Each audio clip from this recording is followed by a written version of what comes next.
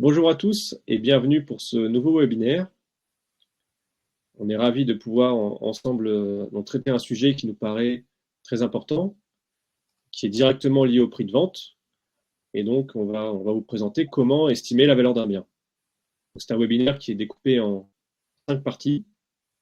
Et aujourd'hui, on va aborder la première partie qui concerne l'approche méthodologique. Donc avant tout, il faut savoir que c'est une notion qui est, je dirais, en général, euh, très peu approfondie. On a la possibilité aujourd'hui, sur Internet notamment, de réaliser des estimations en 2 clics. Nous, ça nous paraît assez, je dirais, facile comme solution, pas dans forcément le bon sens, parce qu'on est en train de jouer pour le propriétaire du bien des enjeux qui sont majeurs. Et donc, il est important de comprendre quels sont les points clés d'une estimation réussie et fiable. Donc, si vous avez déjà réalisé une estimation via une autre agence, n'hésitez pas à suivre tout de même ce webinaire pour vérifier que les points clés ont été abordés. Alors rapidement, pour présenter l'agence, donc pour rappel, donc Tipstone est une agence spécialisée en transactions immobilières. On est issu d'une double culture, donc du monde de l'entreprise, via lequel on a éprouvé des processus de vente performants, et du monde de l'immobilier, via une approche directe d'investissement dans différents biens immobiliers. Donc là, il faut savoir que dans ce chapitre, pour estimer la valeur d'un bien, Tipstone a développé toute une méthodologie rationnelle et argumentée pour vous accompagner. Je passe la parole à notre spécialiste en valorisation immobilière, Monsieur Renaud. Florent, merci beaucoup. Merci à tous d'être là. Et je suis ravi de passer un moment avec vous sur ce sujet. Sujet que je connais bien pour avoir acquis une expérience approfondie en évaluation d'actifs dans des cabinets d'audit internationaux. Et puis de disposer aussi d'une expérience terrain pour avoir géré en direct un ensemble immobilier. Le sujet, donc, on va l'aborder selon 5 parties. Comme l'a évoqué Florent, aujourd'hui, on n'aborde que le premier sujet, approche méthodologique. On verra dans un autre webinaire l'analyse du bien. Ensuite, on verra comment on analyse le marché de l'immobilier. Ensuite, on n'oubliera surtout pas d'intégrer dans la réflexion les éléments contextuels. Et puis finalement, on arrivera vers l'estimation de la valeur du bien qui se traduit par un document qui s'appelle l'avis de valeur. Donc, approche méthodologique, on va aborder ça selon le plan suivant. On va rappeler un petit peu ce qu'est la notion de valeur en général. Ensuite, on verra la valeur dans le cadre d'un bien immobilier. On verra qu'il existe en fait un cadre de valorisation rigoureux et toute une littérature. On verra ensuite les avantages et les limites de cette méthode, la problématique de la notion de surface ou des notions de surface, et puis on vous présentera l'approche utilisée dans notre cabinet. La définition de la valeur. La définition de la valeur, vous avez la définition sous les yeux, on va peut-être la lire ensemble. Donc, sur un marché de concurrence parfaite, la valeur économique d'un bien est la valeur actuelle de ses profits futurs. Alors là, on est clairement dans la définition traditionnelle, une définition essentiellement financière.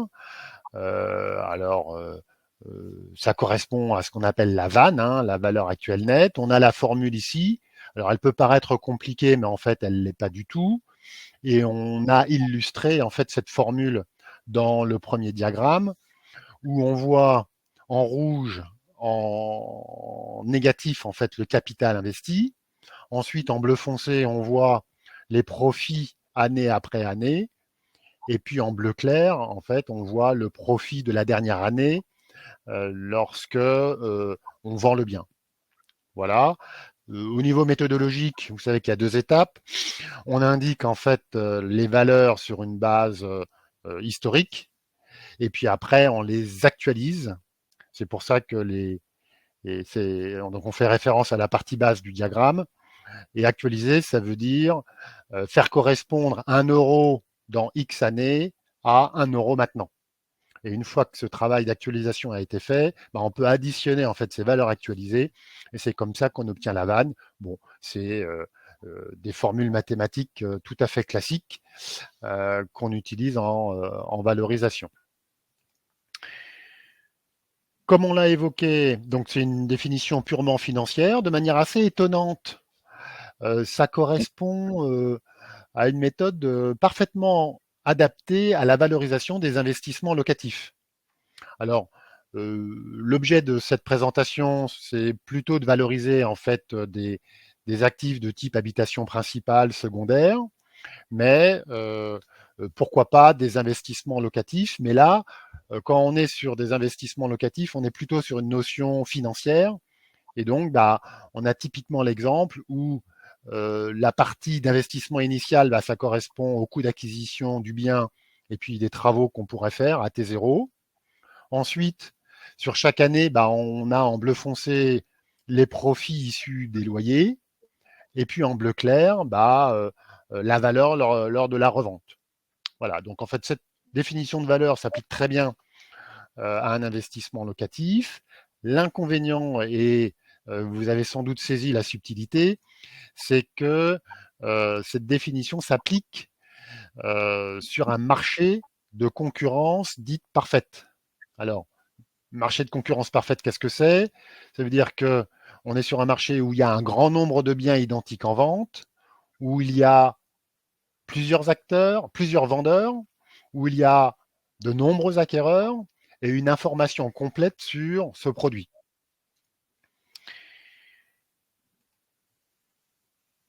On va le voir que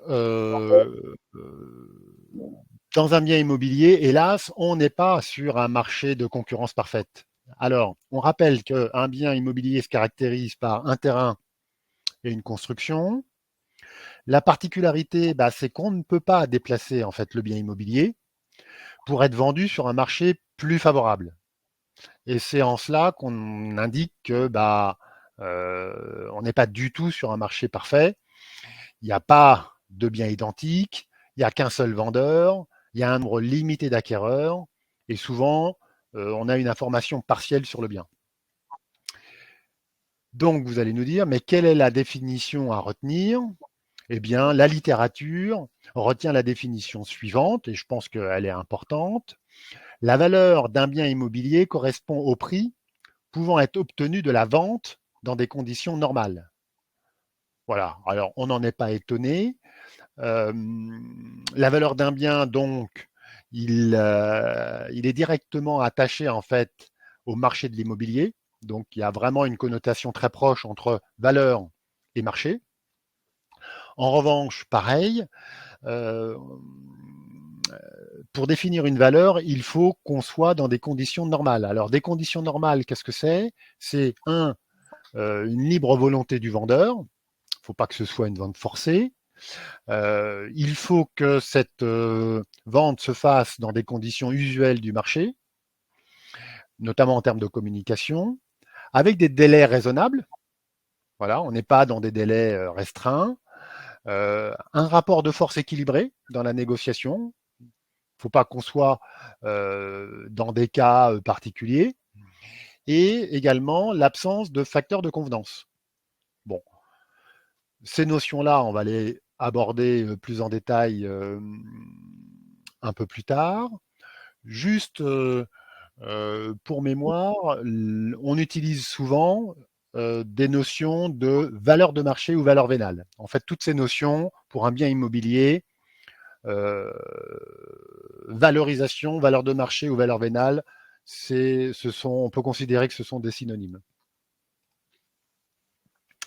Alors, donc, comment valoriser un bien immobilier?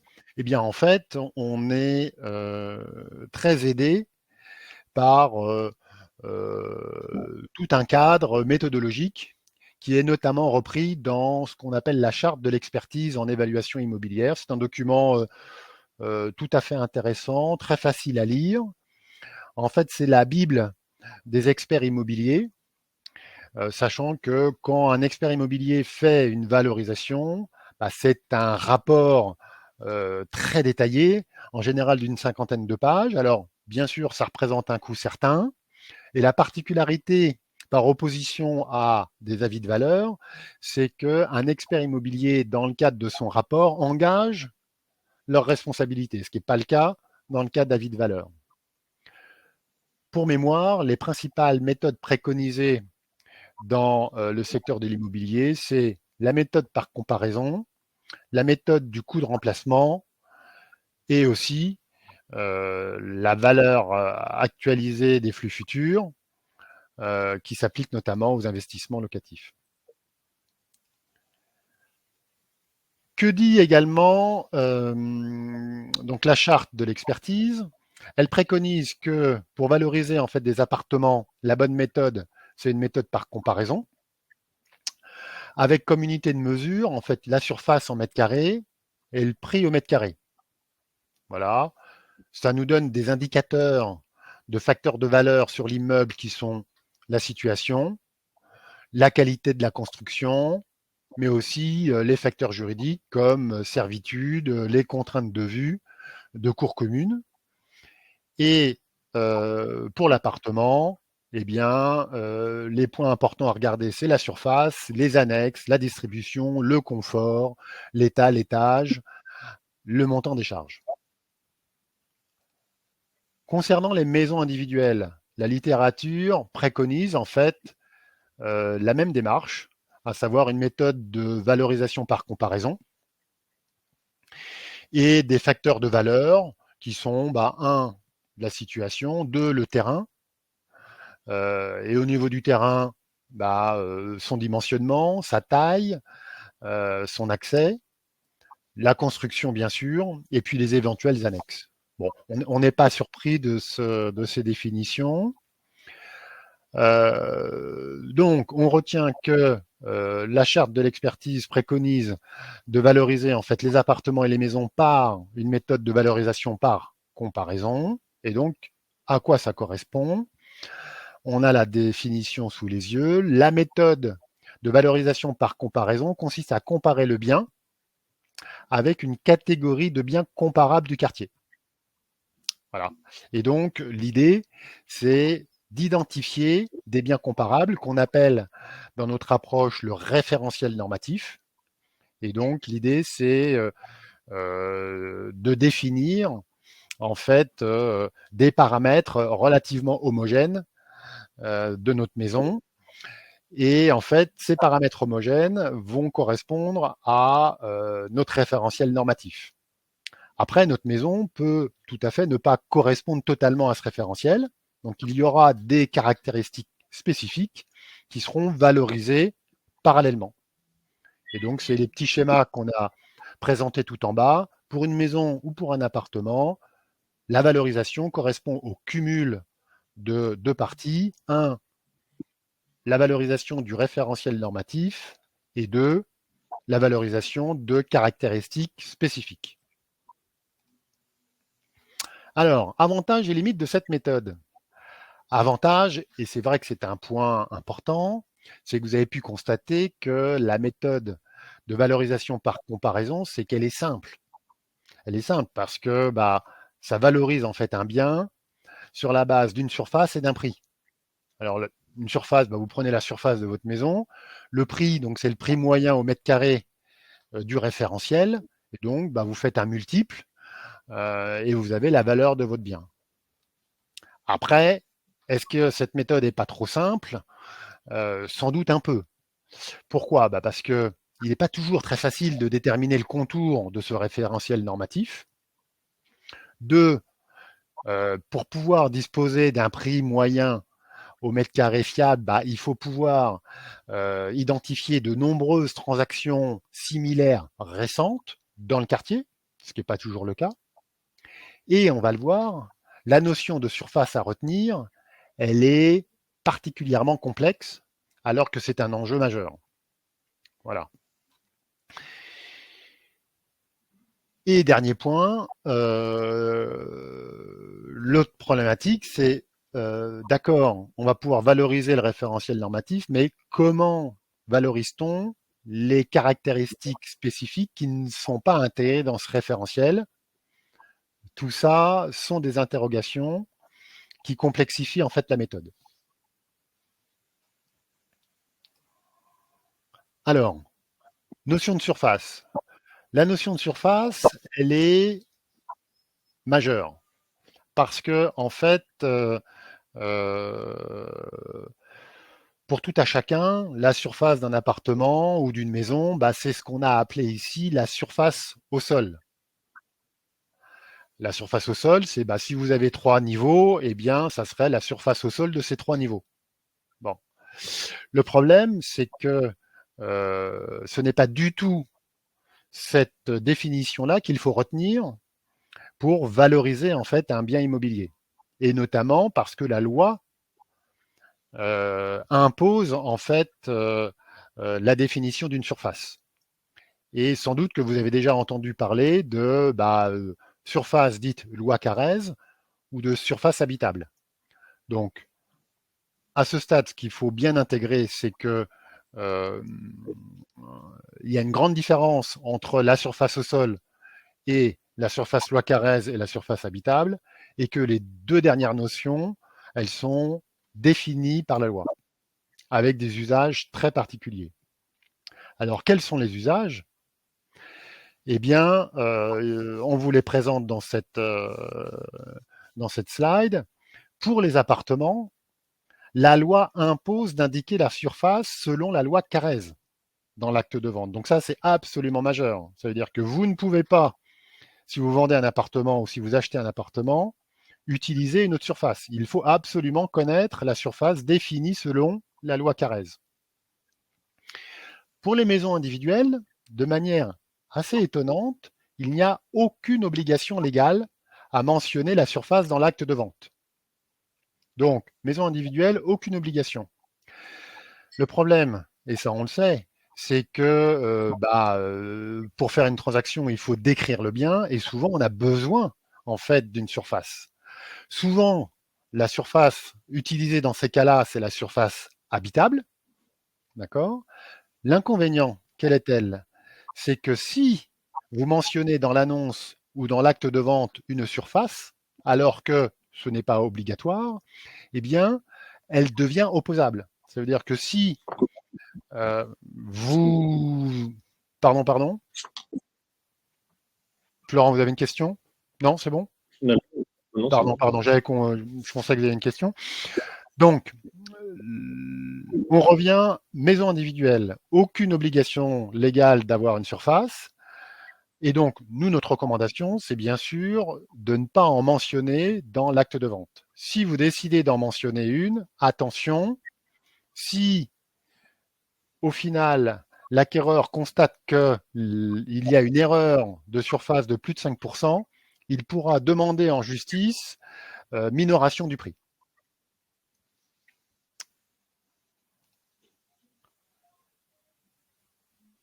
Alors,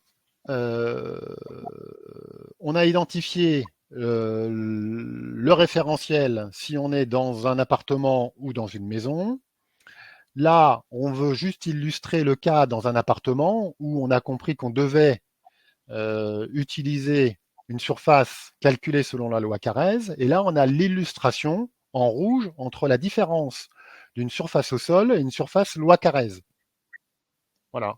Et donc, typiquement, on doit exclure les balcons, on doit exclure les loggias, on doit exclure un certain nombre de paramètres.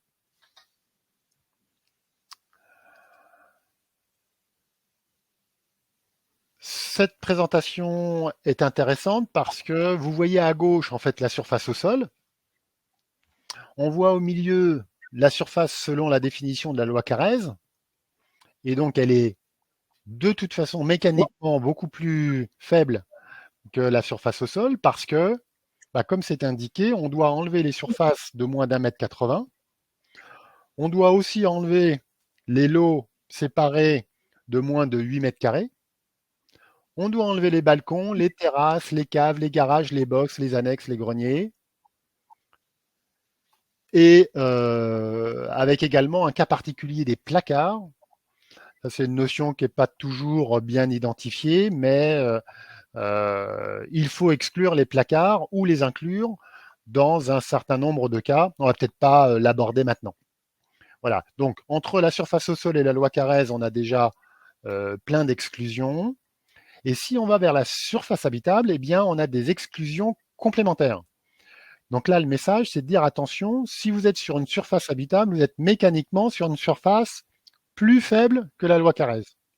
Pourquoi? Parce que, au-delà de la loi Carrez, on enlève les combles non aménagés, les vérandas, les réserves, les remises, les greniers.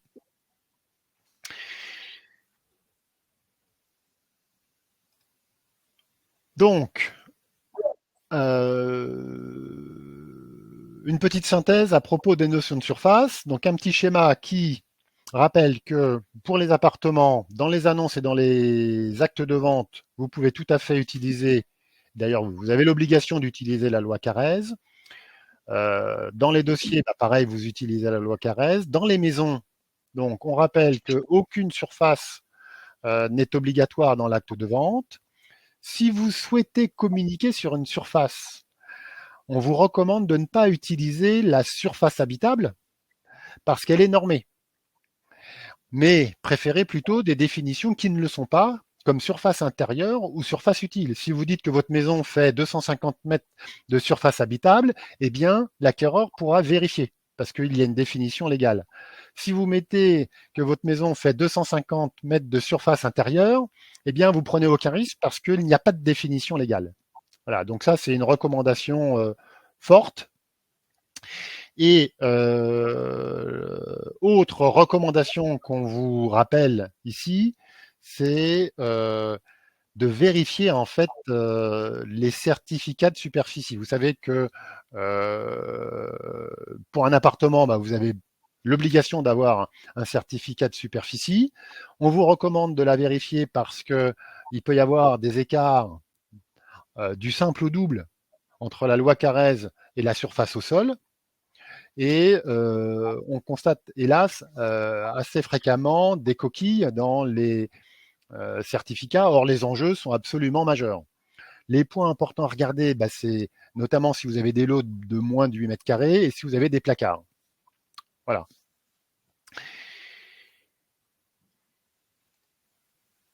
Alors, l'approche Tipstone, quelle est-elle? Eh bien, nous, on préconise de prendre son temps pour faire une valorisation méthodique et rigoureuse qui passe par une analyse fine du bien, 2, une analyse du marché de l'immobilier, 3, analyser également les éléments contextuels qui peuvent notamment impacter les potentiels acquéreurs, et 4, aborder la problématique d'avis de valeur qu'on peut appeler également estimation de la valeur du bien. Voilà, et donc tout ça sera présenté dans le détail dans les autres webinaires. Florent, je ne sais pas si les messages ont été énoncés à peu près clairement. Oui, c'était très clair.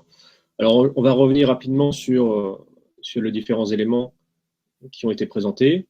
Donc, on a compris qu'il était compliqué d'estimer la valeur d'un bien immobilier, car elle est unique. En fait, c'est tout simplement parce qu'on n'est pas sur un marché dit de concurrence parfaite, si on a bien compris. Parfait. Donc, on a aussi compris qu'il existe un cadre méthodologique de valorisation rigoureux qui est décrit dans la charte de l'immobilier, de l'expertise. Exact, il y a des exemples, donc surtout n'hésitez pas. C'est disponible très facilement. Très bien. Donc, il y a aussi une méthode basée sur la comparaison avec le marché. Donc là, Ouais, c'est ce c'est la qu'on a méthode vu avec principale en fait, hein, qui est préconisée pour le marché de l'immobilier. C'est des méthodes par comparaison. ça qui nécessite d'avoir la surface et le prix au mètre carré. Et ça, on a compris que ça s'appliquait sur un référentiel normatif. Exact. Euh, que pour les appartements, on avait l'obligation d'utiliser la notion de surface loi Carrez. Donc, maison individuelle, pas d'obligation, mais qu'il est important qu'on recommande de ne pas mentionner la surface dans l'acte de vente. Voilà. Si vous le faites, c'est à vos risques et périls. Alors parfois, il y a des acquéreurs qui l'imposent. À vous de discuter, de négocier et accessoirement d'utiliser des définitions justement qui ne sont pas normées. Donc ça, c'est pour éviter, je dirais, d'avoir un écart de plus de 5% par rapport à la Oui, surface. oui, on s'aperçoit. Alors, on comprend bien aussi pourquoi, hein. C'est que dans un appartement, il y a en général un seul plateau. Dans une maison, il peut y avoir, enfin, il y a souvent plusieurs niveaux. Il y a des dépendances. Et donc, bah, il suffit de ne pas avoir parfaitement bien calculé l'ensemble de ces superficies pour engager sa responsabilité. Sur une maison, il est très fréquent que la différence entre la surface au sol de toutes ces composantes et la surface habitable ou équivalent est du simple au double. Donc l'enjeu est absolument majeur. Or, comme c'est du simple au double, il est essentiel de communiquer sur la surface au sol. C'est que si vous vendez une maison de 150 mètres carrés de surface habitable, si elle est au sol de 300 mètres, bah, il faut être capable de valoriser qu'elle fait bien 300 mètres. Alors que la méthode de valorisation préconisée par la charte, elle va valoriser uniquement les premiers 150 mètres. Voilà, et l'un des sujets importants d'une valorisation sérieuse, bah, c'est justement de valoriser l'entièreté de la surface et pas uniquement celle préconisée selon la loi. Et très bien. Donc, oui, c'est parce que oui, les méthodologies, je dirais, en place, en fait, dans un cas, on vend une maison de 150 mètres carrés, et dans l'autre cas, on vend une maison de 150 mètres carrés sur euh, une définition habitable ou loi Carrez, si c'est un appartement. Et puis, le reste de la surface n'est pas du tout mentionné, alors qu'il est existant et qu'il faut le valoriser avec d'autres méthodologies ou d'autres approches méthodologiques. C'est ce qu'on va voir par la suite. Ok. Et donc c'est pour ça que c'est important aussi de vérifier le certificat de superficie, notamment le traitement des lots inférieurs à 8 mètres carrés. Donc là, la question, c'était pour que je dirais que les invités puissent bien comprendre la définition de lot. Donc on ne parle pas d'une pièce, hein, on parle d'un lot juridique qui est à part entière au niveau dans l'acte de Exactement, vente. c'est un lot séparé. Et en fait, la définition juridique, elle est relativement imprécise. Et c'est pour ça que sur ces sujets, il y a pas mal de jurisprudence, notamment lorsque le lot est mitoyen en fait au lot principal. Et lorsque soit il y a un accès direct ou la possibilité d'un accès direct, en fait, ça devient loi Carrez ou ça l'exclut. Et donc, c'est des sujets pointus qu'il faut regarder. Et quand on parle d'un lot du mètre carré, et si vous êtes sur Paris à 15 000 euros du mètre carré, vous comprenez que les enjeux sont absolument colossaux. Oui. Et on a le même Euh, sujet un peu avec les placards. On n'en a pas parlé, mais selon la hauteur du placard, la profondeur du placard, et est-ce qu'il y a une marche sur le placard, eh bien, ça peut être inclus ou exclu de la loi Carrez, avec pareil des enjeux importants. Et donc, si vous avez des appartements avec des placards, avec de nombreux placards, bah, il faut bien vérifier ou se battre pour faire en sorte que il soit bien intégré et donc valorisé dans la loi Carrez. et de l'importance de faire ce que vous disiez juste avant dans la méthodologie Chipstone, de, de faire un diagnostic précis du bien en amont, avoir un descriptif complet, de pouvoir identifier justement ces points de création de valeur. Merci en tout cas pour avoir suivi ce webinaire. Donc n'hésitez pas à nous contacter par mail ou par téléphone si vous avez des questions. Et vous pouvez retrouver sur notre site internet les différentes vidéos thématiques, vous inscrire au prochain webinaire et aussi assister au séminaire de formation. Merci, bonne journée. Merci, à bientôt.